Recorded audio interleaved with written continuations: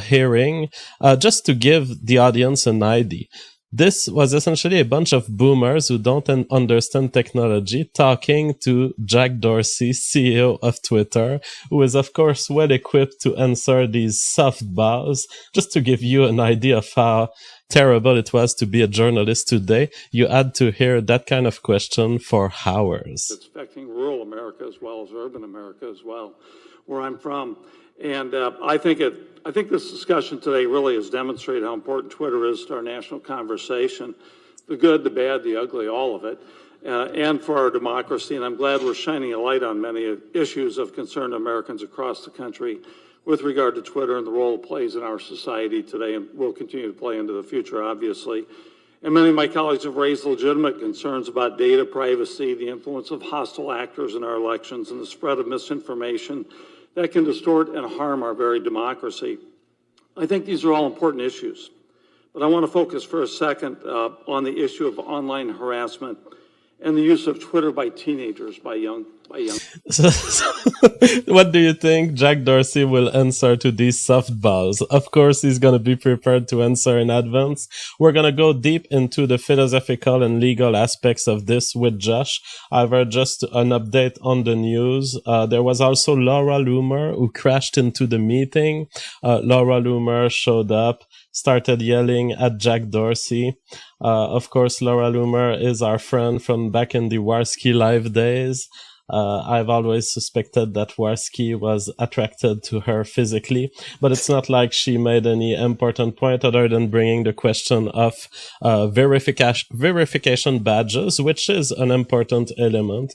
Twitter arbitrarily deciding who has a verification badge and who has not. There was also Alex Jones who came at the outside of the hearing. He took the press conference in his own hands. He talked in front of many mainstream media cameras. He also confronted Marco Rubio, and Marco Rubio acted like he didn't know who Alex Jones was. And this led to a confrontation where Marco Rubio says, "You won't get arrested. I'll handle it myself." He said that following Alex Jones tapping on his shoulder gently. All right, man. Yeah. Well, who are you, man? Yeah, Who's sure. This guy? I swear to God, I don't You know better who hope you you are, get man. deplatforming. Tens of millions of views. InfoWars. Bigger than Rush InfoWars. Limbaugh.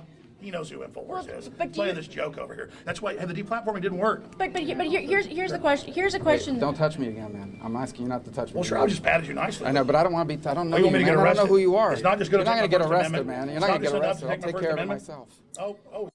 So for me, who's actually currently reviewing the Godfather movies for my review of them next week with Dorsey, I was quite enthusiastic to see a senator act in the Godfather's manner, you know? I'm not gonna get you arrested. I'll handle it myself. To the point, there's two reasons why you don't want to have a hearing like this. Number one is that, like you were saying, these are boomers in Congress that are woefully unprepared. They had months to prepare for this, and they're still woefully unprepared. The questions they ask are ridiculous. It's not even really, it's not even possible for anyone to get any kind of effective line of questioning underway in 4 minutes, which is what each of them had. And basically, so you're going to have that, Jack Dorsey sort of running circles around everyone. And on top of that, it gives the enemy an opportunity to sort of hijack the hearing for their own purposes. And the Democrats do this very well. What ends up happening is you have the Republicans who aren't focusing too hard on freedom of speech. And then you have the left. They come in and they're like, we want more censorship, but they go at that twice as hard. So it ends up being a net gain for them in a sense. And they really end up sort of stealing the show with that.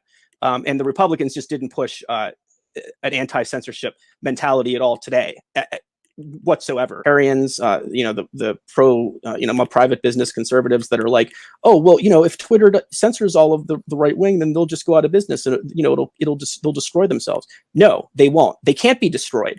Twitter's never actually been profitable.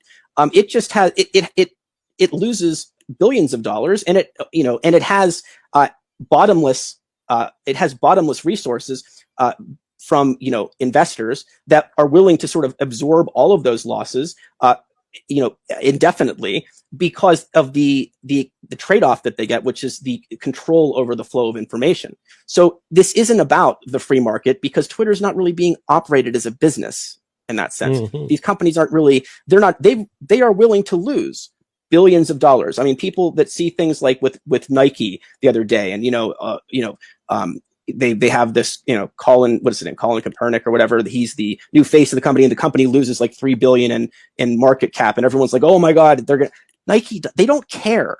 They are willing to absorb that because of what they perceive as some sort of, value in, sort of controlling the culture, moving the culture in a certain direction.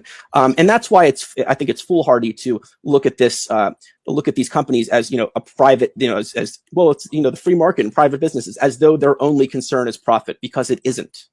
Right away, they go to get rid of all of that person's content. No, we need to see what this, what kind of life this person had. What things that might sort of that might be very relevant. It shouldn't be lawful for these companies to sort of or law enforcement for that matter to decide what we're going to get to see about this person. No, it's not acceptable. Absolutely. And I find myself sometimes having to do research, and I see lots of claims, for example, that Alex Jones has based the conspiracy theory on the Sandy Hook shooting. Now, I want to verify if what I read on CNN is true, but I don't have access to Alex Jones' video anymore. So I can't even take stance. And I see all these mainstream media kind of in unison, saying that he backed the theory in full, like a full support of the theory of conspiracy. I would like to know the exact words that Alex Jones has said so I can either defend their claim or contest them. And it's so fundamentally unjust to be attacking someone for something and not allowing them to defend themselves, either because you've silenced them or because what you're attacking is now no longer available. I mean, these are all there's something fundamentally inequitable about that people do realize, and it's just something that we shouldn't allow.